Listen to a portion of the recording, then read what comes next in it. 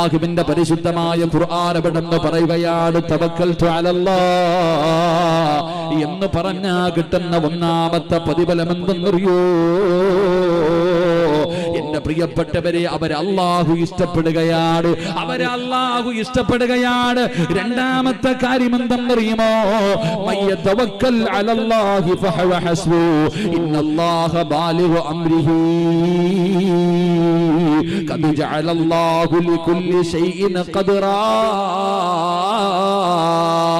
പഠിക്കടോ മുസ്ലിമേ, പഠിക്കടോ മുസ്ലിമേ. ഈ കാലഘട്ടം അവനല്ല മതിയാവുകയാണ്, അല്ലാഹു മതിയാവുകയാണ്. ഏത് വിഷയം വന്നാലും അല്ലാഹുവിന് മതിയാവുകയാണ്. ഒരു പേടിയുമില്ല, ഒരു പ്രയാസവുമില്ല, ഒരു ദുഃഖവുമില്ല, അവന് പരാതിയില്ല. കാണുന്നവരോട് മുഴുവനും പരാതി പറഞ്ഞുകൊണ്ട് നടക്കുന്നവനല്ല. എന്റെ പ്രിയപ്പെട്ടവരെ, അവൻ അല്ലാഹു മതിയാവുകയാണ്, അല്ലാഹു അവന് മതിയാകുകയാണ്. മഹാനായ ഖലീലുല്ലാഹി ഇബ്രാഹിം നബി അലൈഹിസ്സലാം, നമ്രൂദ് എന്ന് പറയുന്ന ഭരണാധികാരി ഇബ്രാഹിം നബി അലൈഹിസ്സലാം വിഗ്രഹങ്ങളെ തകർത്തതിന്റെ പേരിൽ പിടിച്ചുകൊണ്ട് വരികയാണ്. എല്ലാവരും പറഞ്ഞു, ഇബ്രാഹിമിന് ഏറ്റവും വലിയ ശിക്ഷ കൊടുക്കണം, എല്ലാവർക്കും മാതൃകയാകുന്ന ശിക്ഷ കൊടുക്കണം. ഇബ്രാഹിം നബി അലൈഹിസ്സലാമിനെ അവിടെ നിന്ന് തീക്കുണ്ടാരത്തിൽ വലിച്ചെറിയാ തീരുമാനിച്ചു. ജനങ്ങൾ വലിയൊരു കുടിയെടുക്കുകയാണ്, വലിയൊരു കുടിയെടുക്കുകയാണ്. വിറക് ശേഖരിച്ചു കൊണ്ടുവന്ന് തീ കത്തിക്കുകയാണ്. ഒരാൾക്ക് പോലും അതിന്റെ അടുത്തേക്ക് പോകാൻ കഴിയുന്നില്ല. ഇബ്രാഹിം നബി അലൈഹിസ്സലാമിനെ കൊണ്ടിടാൻ കഴിയുന്നില്ല. ആ തീയുടെ വലിപ്പം എന്തെന്നറിയുമോ? ആകാശത്തിലൂടെ പറന്നു പോകുന്ന പറവകൾ പോലും കരിഞ്ഞു വീഴുന്ന രീതിയിൽ ഭയാനകമായ ഒരു തീക്കുണ്ടാരം ഉണ്ടാകുകയാണ്. ഇബ്രാഹിം നബി അലൈഹിസ്സലാമിന് അമ്പും വില്ലും തയ്യാറാക്കി വെച്ചിരിക്കുകയാണ്. ആ തീക്കുണ്ടാരത്തിലേക്ക് എയ്ത് വിടുന്നതിന് വേണ്ടി ഇബ്രാഹിം നബിയുടെ കൈകാലുകൾ കെട്ടി ഉയരമുള്ള സ്ഥലത്തിങ്ങനെ കയറ്റി നിർത്തിയിരിക്കുകയാ. ഇങ്ങനെ എയ്ത് വിടുന്നതിന് വേണ്ടി ഇബ്രാഹിം നബിയെ തയ്യാറാക്കി നിർത്തിയിരിക്കുകയാണ്. ശത്രുക്കള് അമ്പയ്യാ സമയമാകുമ്പോ അതാ വരുന്ന മുഖറബുൽ അംലാക്ക് മലക്കു ജിബ്രീൽ. ആകാശ ലോകത്ത് നിന്ന് ജിബ്രീൽ എന്ന് പറയുന്ന മലക്ക് കടന്നു വരികയാ. ഇബ്രാഹിം നബിയോട് ചോദിക്കുന്നു, നബിയേ ഞാൻ രക്ഷപ്പെടുത്തട്ടെ നബിയേ, ഞാൻ രക്ഷപ്പെടുത്തട്ടെ. ഈ കുണ്ടാരം ഞാൻ അണച്ചു തരാ നബിയേ, അങ്ങയെ രക്ഷപ്പെടുത്താ നബിയേ, എനിക്ക് അനുവാദം തരുമോ എന്ന് ഇബ്രാഹിം നബി അലൈഹിസ്സലാമിന്റെ ചാരത്ത് ജിബ്രീൽ എന്ന് പറയുന്ന മലക്ക് വന്ന് ചോദിക്കുമ്പോ അല്ലാഹുവിന്റെ പ്രവാചകൻ പറഞ്ഞ മറുപടി എന്തെന്നറിയോ? ജിബ്രീലേ, നിന്റെ സഹായം എനിക്ക് വേണ്ട, എന്നെ സഹായിക്കാൻ എന്നെ പടച്ച റബ്ബുണ്ടല്ലോ. ഹസ്ബുനല്ലാഹ് ഹസ്ബിയല്ലാഹ് ഖുൽ യാ നാറു കൂനി ബർദൻ വസലാമൻ അലാ. കടന്നിട്ട് ഒരു രോമത്തിനു പോലും ബുദ്ധിമുട്ടില്ലാത്ത രീതിയിൽ, ഒരു രോമം പോലും കരിയാതെ നോക്കി നിന്ന ശത്രുക്കളുടെ കണ്ണ് തള്ളുന്ന രീതിയിൽ ഇബ്രാഹിം നബി അലൈഹിസ്സലാം നിന്ന് ഇറങ്ങി വന്നെന്ന് അല്ലാഹുവിന്റെ ഖുർആൻ പറയുമ്പോ ഇതൊന്നും കഥയല്ലടാ ചെറുപ്പക്കാരാ, ഉപ്പമാരെ, ഇതൊന്നും വെറുതെ പറഞ്ഞു തരുന്നതല്ല. ഇത് നിനക്ക് പഠിക്കുന്നതിന് വേണ്ടിയാ, ഇത് നിനക്ക് ചിന്തിക്കുന്നതിന് വേണ്ടിയാ. ഇതുപോലെ ഒരുപാട് ചരിത്രങ്ങൾ അല്ലാഹുവിന്റെ പരിശുദ്ധമായ ഖുർആൻ അവിടെന്ന് പറഞ്ഞു തരുന്നുണ്ടല്ലോ. എന്തിനാ മോനെ? ഇബ്രാഹിം നബി അലൈഹിസ്സലാം പറഞ്ഞ മറുപടി എന്തെന്നറിയുമോ? ഹസ്ബുനല്ലാഹ്. ഈ കാലഘട്ടത്തിൽ ജീവിക്കുന്ന മുസ്ലിമിന് അറിയാതെ പോയ ദിക്റാടാ ചെറുപ്പക്കാരാ. ഇസ്ലാം സമുദായത്തില് മുസ്ലിമീങ്ങളിൽ ആത്മഹത്യ വളരെ കുറവായിരുന്നല്ലോ. ഇപ്പൊ മുസ്ലിമീങ്ങളുടെ ആത്മഹത്യ വല്ലാതെ വർദ്ധിക്കുകയാ. കയറെടുത്ത് തൂങ്ങുകയാണ്, നരമ്പ് മുറിക്കുകയാണ്, വിഷമടിക്കുകയാണ്. ഏതൊക്കെ രീതിയിലാണ് ഇന്ന് ആത്മഹത്യ വല്ലാതെ വർദ്ധിച്ചു പോകുന്നത്? അതിന്റെ കാരണം എന്തെന്നറിയോ? മക്കളോട് വഴക്ക് പറയാ, മക്കളെ വഴക്ക് പറയാ ഉമ്മയ്ക്ക് പേടിയാ, മക്കളെ തല്ലാ വാപ്പയ്ക്ക് പേടിയാ, ചോദിക്കുന്നത് വാങ്ങിക്കൊടുത്തില്ലെങ്കിൽ റൂമിനകത്ത് കയറിയിട്ട് കഥകടച്ചിട്ട് തൂങ്ങുന്ന കാലവാ, SLC പരീക്ഷ തോറ്റതിന്റെ പേരിൽ ചാകുന്ന മക്കളുടെ കാലവാ. എന്തുകൊണ്ട് നമ്മുടെ മക്കൾ ഇങ്ങനെ ആയിപ്പോയതെന്നറിയോ? അവർക്ക് അല്ലാഹുവിനെ നീ പഠിപ്പിച്ചു കൊടുത്തില്ലല്ലോ. അത് പള്ളിയിലെ ഖതീബിന്റെ ജോലിയായിരുന്നില്ല, മദ്രസയിൽ പഠിപ്പിക്കുന്ന ഉസ്താദിന്റെ ജോലിയല്ല അല്ലാഹുവിനെ മക്കളെ പഠിപ്പിക്കലൂ. അത് വാപ്പയുടെ കടമയാ, അത് മാതാപിതാക്കളുടെ കടമയാ, വാപ്പയുടെയും ഉമ്മയുടെയും കടമയാണ്. അല്ലാഹ് ആരാണെന്ന് പഠിപ്പിച്ചു കൊടുക്കണം, മുത്തുനബി ആരാണെന്ന് പഠിപ്പിച്ചു കൊടുക്കണം. ഇത് നിന്റെ ബാധ്യതയാണോ?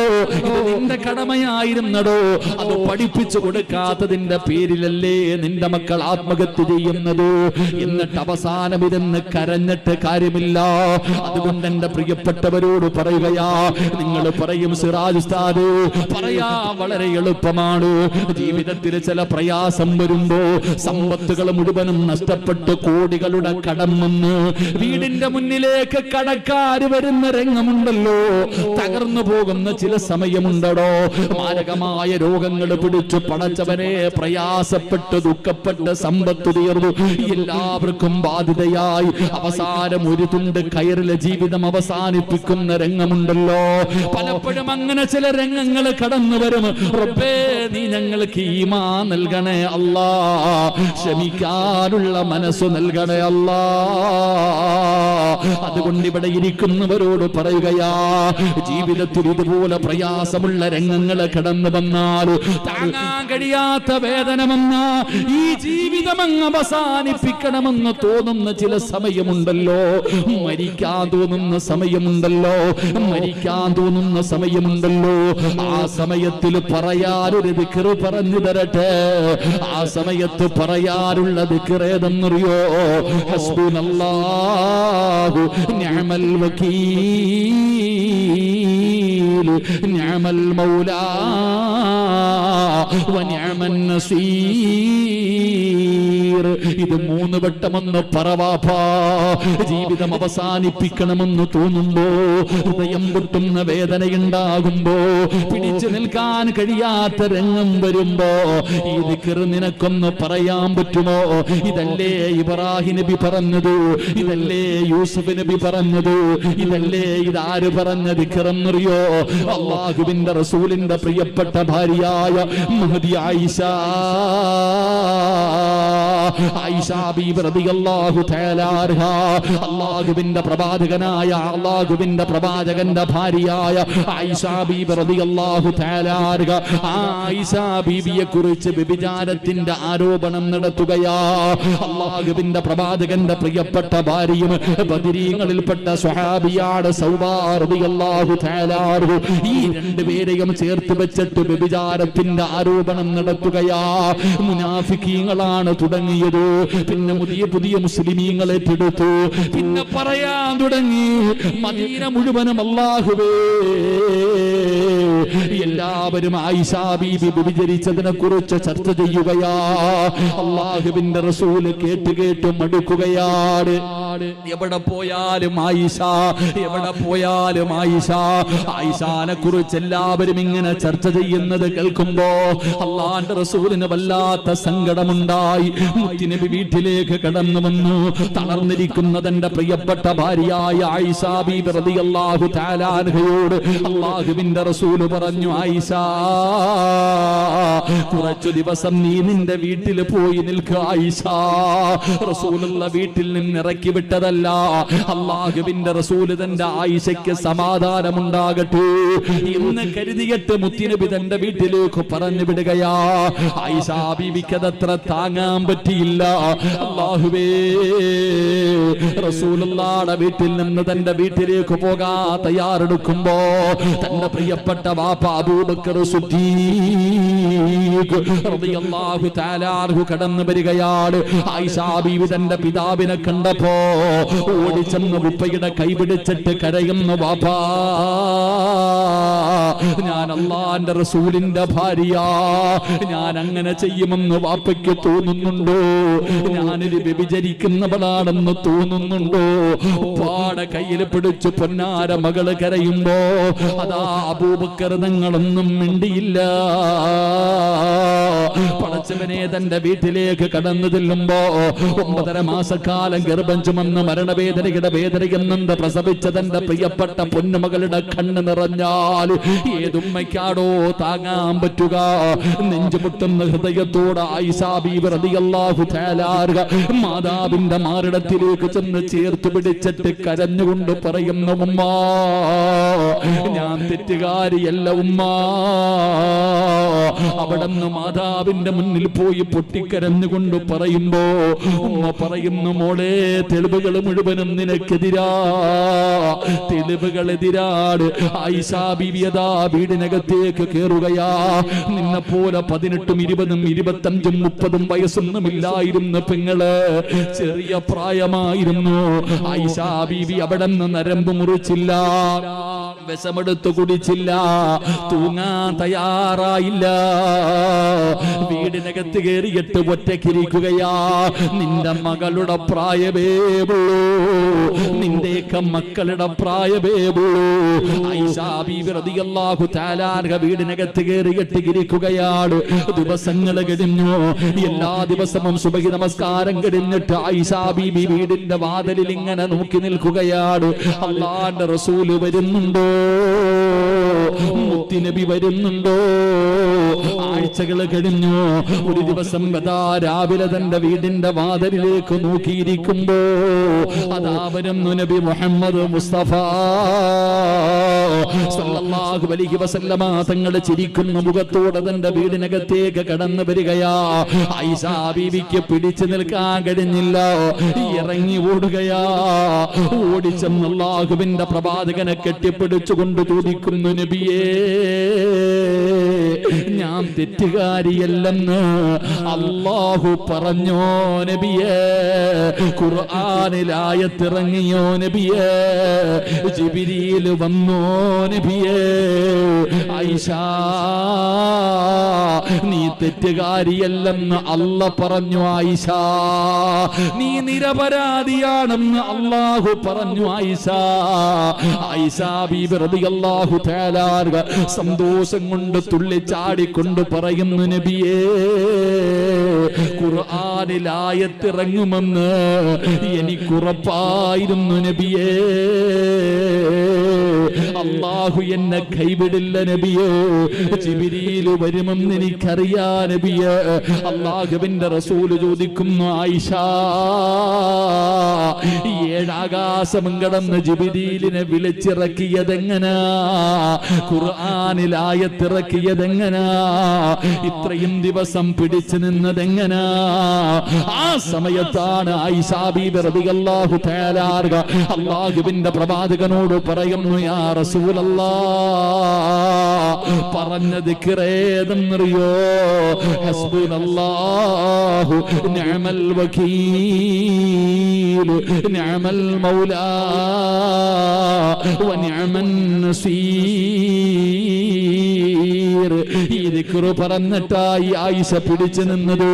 അതുകൊണ്ട് ഈ സദസ്സിൽ കടന്നു വന്നവരോട് പറയുകയാ, ഇത് സാധാരണ ദിക്റല്ല, ഇത് ഈമാൻ ഉറയ്ക്കുന്ന ദിക്റാ, മനസമാധാനം കിട്ടുന്ന ദിക്റാ, മനസ്സിന് ധൈര്യം കിട്ടുന്ന ദിക്റാ. ഹസ്ബുനല്ലാഹ് ഹസ്ബുനല്ലാഹ്. അതുകൊണ്ട് തവക്കൽതു അലല്ലാഹ് നാവിന്റെ തുമ്പിലേക്ക് കടന്നു വരട്ടെ. എപ്പോഴും പറയണേ, ഏത് കാര്യത്തിലും പറയണേ. കിട്ടുന്ന രണ്ടാമത്തെ പ്രതിഫലം എന്താ? നിനക്കല്ല മതിയടാ ചെറുപ്പക്കാരാ. എത്ര വലിയ പ്രയാസം വന്നാൽ എന്റെ റബ്ബെന്നെ കൈവിടൂല. എന്റെ റബ്ബെന്നെ കൈവിടൂല. അല്ല എന്റെ കൂടെയുണ്ടല്ലോ ഉസ്താദേ, പടച്ച റബ്ബന്റെ കൂടെയുണ്ടല്ലോ. ഈ ഒരു ഈമാനാടോ വേണ്ടത്, ഈ ഒരു ഈമാനാടോ വേണ്ടത്. അതുകൊണ്ട് അല്ലാഹുവിന്റെ പരിശുദ്ധമായ ഖുർആൻ എവിടെന്ന് പറയുകയാ. അല്ലാഹുവിന്റെ ഖുർആൻ പറയുന്നു, ഇന്നല്ലാഹ ബാലിഗു അംരിഹി ഖദ് ജഅലല്ലാഹു ലികുല്ലി ശൈഇൻ ഖദറാ.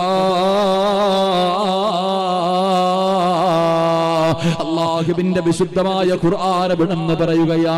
അല്ലാഹുവിന് മതിയാവുകയാണ്, പടച്ച റബ്ബിന് മതിയാവുകയാണ്. അതുകൊണ്ട് ഈ സദസ്സിലിരിക്കുന്നവരോട് പറയുകയാ, ഏത് പ്രയാസത്തിലും നിങ്ങളെ റബ്ബ് കൈവിടൂല. നമ്മുടെ ഈമാൻ ഉറക്കണമല്ലോ. അല്ലാഹുവേ, ഞങ്ങളുടെ ഈമാൻ ഉറപ്പിച്ച് തരണേ അല്ലാ. ഞങ്ങളുടെ ഈമാൻ നിലനിർത്തി തരണേ അല്ലാ. എന്റെ പ്രിയപ്പെട്ട സഹോദരങ്ങളെ, മൂന്നാമത്തെ പ്രതിഫലം തവക്കൽതു അലല്ലാഹ് എന്ന് പറഞ്ഞാൽ അവൻ അള്ളാഹുവിന്റെ സഹായം കിട്ടും. അള്ളാഹു നമുക്ക് ഈമാൻ നൽകുമാറാകട്ടെ. ഉറക്കപ്പർ അള്ളാഹു സഹായം നൽകുകയും അനുഗ്രഹിക്കുമാറാകട്ടെ. എന്റെ പ്രിയപ്പെട്ടവരെ, നമ്മൾ വെറുതെ അല്ല തവക്കൽതു അലല്ലാഹ് എന്ന് പറഞ്ഞാൽ അള്ളാഹുവിലേക്ക് നമ്മുടെ കാര്യങ്ങൾ ഏൽപ്പിച്ചു കഴിഞ്ഞാൽ പടച്ച റബ്ബിന്റെ സഹായം നമുക്ക് കിട്ടും. ഞാൻ നിന്നോട് ചോദിക്കട്ടെ, അല്ലാഹ് ഖുർആനിലൂടെ ചോദിക്കുന്നുണ്ട്, സ്വർഗത്തിലേക്ക് ഓസിന് പോകാൻ പറ്റുമെന്ന് നീ കരുതിയോ? ഇതിനുള്ള മറുപടിയാ അല്ലാഹു ചോദിക്കുകയാ, അം ഹസിബതും അൻ തദ്ഖുലുൽ ജന്ന വലമ്മാ യഅതികും മസലുൽ ലദീന ഖലൗ മിൻ ഖബ്ലിക. അല്ലാഹു ചോദിക്കാ, നീ വിചാരിച്ചോ വയനാട് ചുരം കയറുന്ന പോലെ സ്വർഗ്ഗമെന്ന്? അള്ളാഹു ചോദിക്കുകയാ, എന്റെ സ്വർഗത്തിലേക്ക് ഓസിന് കയറി പോകാൻ പറ്റുമെന്ന് നീ കരുതിയോടാ? ഇല്ലടാ ചങ്ങാതി. അല്ല പറയില്ല. നീ എന്താ വിചാരിച്ചേ? ഞങ്ങൾ ഈ ബിലാല് തങ്ങള് പഴുത്ത കറുത്ത് പഴുത്ത് കിടക്കുന്ന മലരാരണ്യത്തിലും മലർത്തിക്കിടത്തിയിട്ട് തന്റെ നെഞ്ചത്തേക്ക് കരിമ്പാറയെടുത്ത് വെച്ച് ചാട്ടവാറ് കൊണ്ട് തല്ലുമ്പോഴും അല്ലാഹു അഹദെന്ന് വിളിച്ച ബിലാല് തങ്ങളുടെ ചരിത്രം പറഞ്ഞത് പിരിക്കാനാണെന്നാ നീ വിചാരിച്ചല്ലേ? സുമയ്യ ബീബി റളിയല്ലാഹു തആല അൻഹയുടെ ഗുഹ്യഭാഗത്തേക്ക് പഴുപ്പിച്ച കമ്പി കുത്തിയിറക്കിയിട്ട് വലിച്ചു പറിച്ച കഥ പറഞ്ഞത് ചെവി കിടക്കണ കമ്മൽ ഊരാനാന്ന് ആമിനാത്ത വിചാരിച്ച അല്ല. ഈ വിചാരിച്ചതൊക്കെ വെറുതെയാണെന്ന് അല്ല. അള്ളാഹു നിനക്ക് ധൈര്യം തരികയാ. പഠിച്ചോ. നിനക്കല്ലവര് ഇതൊക്കെ പഠിപ്പിച്ചു തരാ, ഒരു ധൈര്യം. ഇതുപോലെ നിനക്കും വരാൻ പോകുന്നു എന്ന് മനസ്സിലാക്കാൻ. അല്ലാതെ ഓസിനൊന്നുമല്ലടോ. പൗരത്വ ബില്ലും NRC ഒക്കെ വരുമ്പോ ഭയക്കുന്ന എന്തിനാ? പോകാൻ പറഞ്ഞ പോണം. അള്ളാഹു ഈമാൻ തരുമാറാ. ഞാൻ അങ്ങനെ ചിന്തിക്കുന്ന ആളാ. നീ എന്ത് വിചാരിച്ച് നീ ഇങ്ങനെ പറയും, അല്ലാഹുവാണ് വലിയവൻ, അല്ലാഹുവാണ് വലിയവൻ, അല്ലാഹുവാണ് വലിയവൻ? നാവ് കൊണ്ട് പറഞ്ഞാ പോരടോ.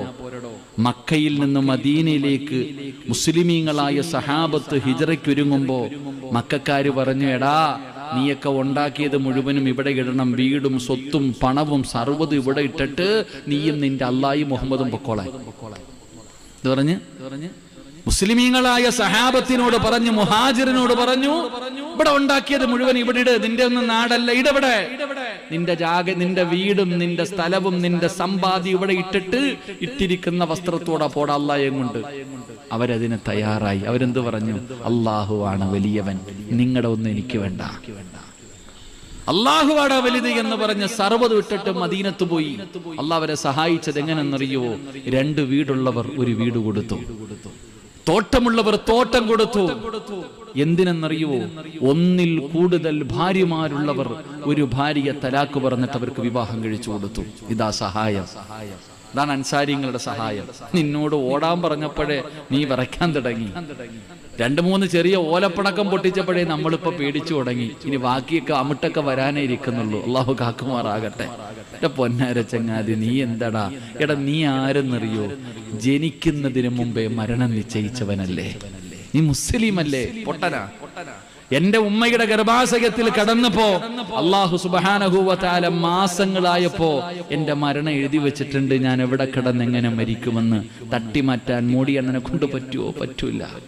അമേരിക്കയുടെ പ്രസിഡന്റിനെ കൊണ്ട് പറ്റൂലടോ.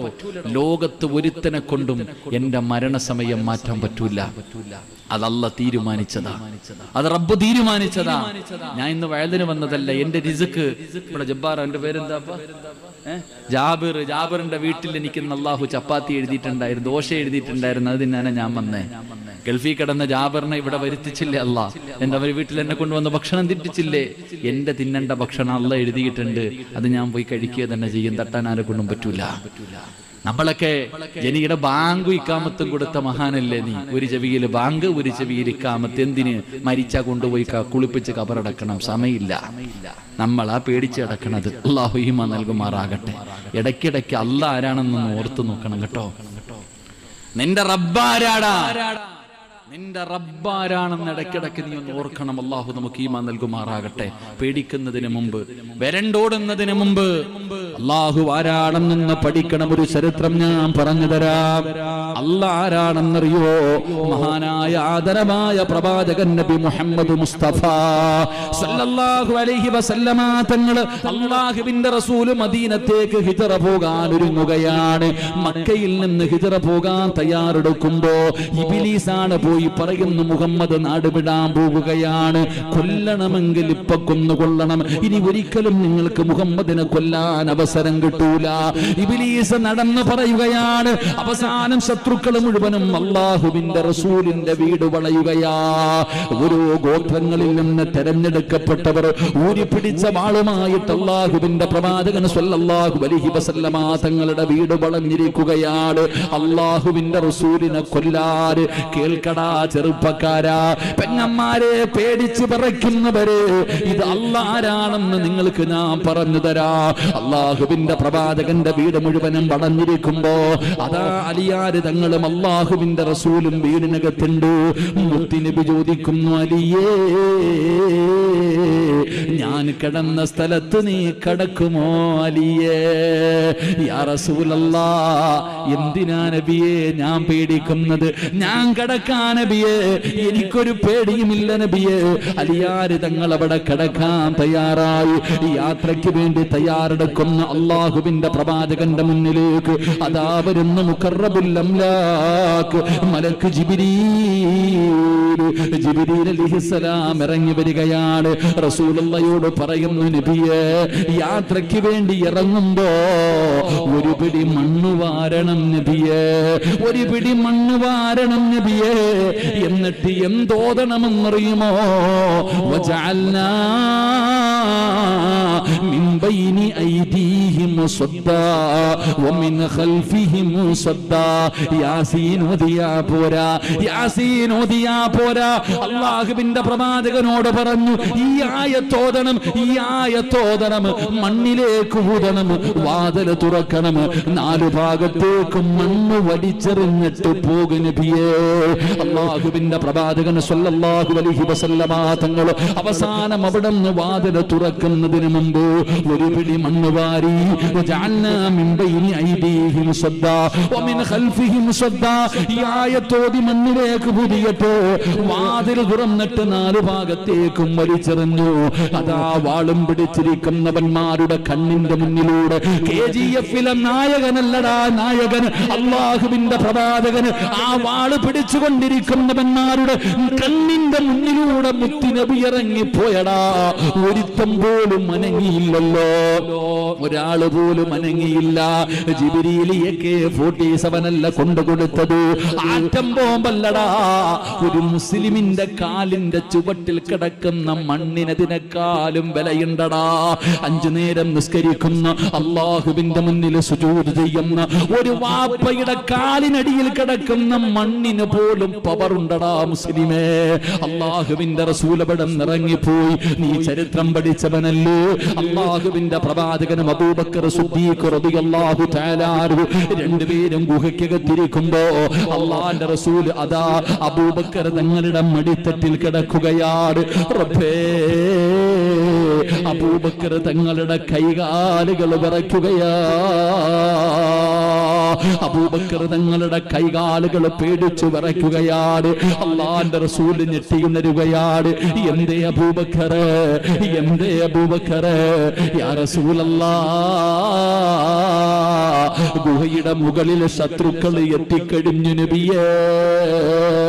അവരുടെ കയ്യിലിരിക്കുന്ന വാളിന്റെ വെളിച്ചം ഈ ഗുഹയ്ക്കകത്തടിക്കുന്നു നബിയേ. അവരെങ്ങാണം കാലിലേക്ക് നോക്കിയാൽ, അവരൊന്ന് താഴേക്ക് നോക്കിയാ നമ്മളെ പിടിക്കുമല്ലോ, നമ്മളെ കൊല്ലുമല്ലോ. അല്ലാഹുവിന്റെ റസൂലിനോട് അബൂബക്കർ തങ്ങൾ പേടിച്ചുകൊണ്ട് പറയുമ്പോ റസൂലുള്ള ഇരുന്ന് ചിരിക്കുകയാ. എന്തിനാ നബിയെ ചിരിക്കുന്നത്? എന്തിനാ നബിയെ ചിരിക്കുന്നത്? അബൂബക്കറേ, അബൂബക്കറേ, നമ്മൾ രണ്ടുപേരും മാത്രമല്ല, നമ്മൾ രണ്ടുപേരും മാത്രമല്ല, ഖിയാമത്ത് നാൾ വരെ വരുന്ന സർവ്വ മുസ്ലിമിനും പഠിക്കാൻ 1400 കൊല്ലങ്ങൾക്ക് മുമ്പ് മുത്തുനബി പറഞ്ഞു തരുന്ന ഹദീസാ. അബൂബക്കറേ, നമ്മൾ രണ്ടുപേരും മാത്രമല്ല, ഒരാൾ കൂടെ ഇതിനകത്തുണ്ട്. അതാരെന്നറിയോ? നമ്മുടെ റബ്ബ് നമ്മുടെ കൂടെയില്ലേ അബൂബക്കറേ? ലാ തഹ്സൻ ഇന്നല്ലാഹ മഅനാ. അബൂബക്കറേ, അല്ല നമ്മുടെ കൂടെയില്ലേ? എടോ മുസ്ലിമേ, അല്ല നിന്റെ കൂടെയില്ലേടാ, എന്തിനാ നീ ഭയപ്പെടുന്നത്? റസൂലുള്ള അബൂബക്കറിനോട് പറയുകയാണ്, അവൻ അവന്റെ കാലിലേക്ക് നോക്കണമെങ്കിൽ അവൻ തീരുമാനിച്ചാ പോരാ. അവൻ അവന്റെ കാലിലേക്ക് നോക്കാൻ ആ ശത്രു തീരുമാനിച്ചാ പോരാ, അല്ല തീരുമാനിക്കണം അബൂബക്കറേ. അല്ല തീരുമാനിക്കാതെ അവൻ അവന്റെ കാലിലേക്ക് നോക്കാൻ കഴിയില്ല. നീ എന്തിനാ പേടിക്കുന്നത്? അതുകൊണ്ട് എടോ, ശത്രുവിന്റെ വലിപ്പം കണ്ട് പേടിക്കല്ലേ. ശത്രുവിന്റെ വലിപ്പം കണ്ട് ഒരിക്കലും പേടിക്കരുത്. അങ്ങനെ പേടിക്കുമായിരുന്നെങ്കിൽ ബദരീങ്ങൾ പേടിക്കുമായിരുന്നു. ഒടിഞ്ഞ വാടും മുട്ടിയ വയറും തുരുമ്പിച്ച പരിചയമായി 313 സ്വഹാബത്ത് ആയിരക്കണക്കിന് വരുന്ന ശത്രുക്കളുടെ മുന്നിലേക്ക് ബദറിന്റെ രണാങ്കണത്തിലേക്ക് ഇറങ്ങിപ്പോയത് ആൾബലം കണ്ടിട്ടാണോ? ഇല്ലടോ മുസ്ലിമേ. അല്ലാഹുവിന്റെ റസൂൽ പറയുകയാണ്, മുത്തുനബി പറയുകയാണ്, നിങ്ങൾ ബദരീങ്ങളുടെ ചരിത്രമെടുത്ത് വായിച്ചു നോക്കൂ. അതാ ആയിരക്കണക്കിന് വരുന്ന ശത്രുക്കളെ കണ്ണുപിടിച്ച് ഗാനമേള നടത്തി ഒട്ടകത്തിനെ ചുട്ടതിന് എല്ലാവരും ആസ്വദിച്ചുകൊണ്ടാ ബദറിലേക്ക് കടന്നു വരുന്നത്. 700ഓളം ഒട്ടകങ്ങള്, അവരുടെ കയ്യിൽ ആയുധങ്ങള്. ബദരീങ്ങളുടെ ശത്രുക്കൾ അവരായിരുന്നു. അവരിറങ്ങി വരുമ്പോ അല്ലാഹുവിന്റെ റസൂലിന്റെ മുന്നിൽ ഒരു സഹാബി വരികയാ. യാ റസൂലല്ലാഹ്, യുദ്ധത്തിന് വേണ്ടി പോവുകയാണ് നബിയേ. എന്റെ കയ്യിലൊന്നുമില്ല നബിയേ, വാളില്ല, പരിചയില്ല, കുന്തമില്ല, എന്റെ കയ്യിലൊന്നുമില്ല നബിയേ. ഞാൻ ബദറിന്റെ രണാങ്കണത്തിലേക്ക് പോകുകയാണ്.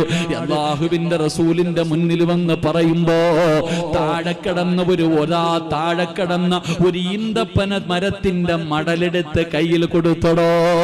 ഈന്തപ്പന മരത്തിന്റെ മടലുണ്ടല്ലോ, ആ മടലെടുത്തിട്ട് അല്ലാഹുവിന്റെ റസൂല് കയ്യിൽ കൊടുത്തു. ഇതുകൊണ്ട് യുദ്ധത്തിന് പോകാൻ ബദറിന്റെ രണാങ്കണത്തിലേക്ക് കടന്നു ചെന്നിട്ടു തന്റെ കയ്യിലിരുന്ന ഈന്തപ്പന മരത്തിന്റെ മുണങ്ങിയ മടലുണ്ടല്ലോ, അത് വീശിയപ്പോ വാളുപോലെ തല പോയെന്ന് ചരിത്രം പറഞ്ഞത് വെറുതെയല്ലടോ. ആ മടലിന് പോലും ബഹമുണ്ടായിരുന്നു, അതിന് പോലും പവർ ഉണ്ടായിരുന്നു. അതുകൊണ്ട് ഞാൻ മുസ്ലിമീങ്ങളോട് ഓർമ്മപ്പെടുത്തുകയാ, അല്ല നമ്മുടെ കൂടെയുണ്ടടോ. അല്ല ഉള്ള കാലത്തോളം ഒരുത്തനും നമ്മളെ തകർക്കാൻ പറ്റൂല. ഇന്ന് വരെ നിങ്ങൾ ഏത് യുദ്ധമെടുക്കൂ, ബദറാകട്ടെ, ഉഹദാകട്ടെ, ഹന്തക്കാകട്ടെ, ഖൈബറാകട്ടെ, തബൂക്കാകട്ടെ, യർമൂക്കാകട്ടെ, ഈ ലോകത്ത് നടന്നിട്ടുള്ള ഏത് യുദ്ധം വേണമെങ്കിലും നിങ്ങൾ എടുത്തു നോക്കിക്കോ, ഭൂരിപക്ഷം ജയിച്ചിട്ടില്ല, ന്യൂനപക്ഷമേ ജയിച്ചിട്ടുള്ളൂ. അതുകൊണ്ട് ശത്രുവിന്റെ വലിപ്പം കൊണ്ട് പേടിക്കല്ലേ. അല്ല ഉണ്ടടോ നമ്മുടെ കൂടെ, അല്ല ഉണ്ടടോ നമ്മുടെ കൂടെ. അതുകൊണ്ട് നമ്മൾ എന്ത് ചെയ്യണമെന്നറിയോ? അല്ലാഹനെ നഷ്ടപ്പെടുത്തല്ലേ.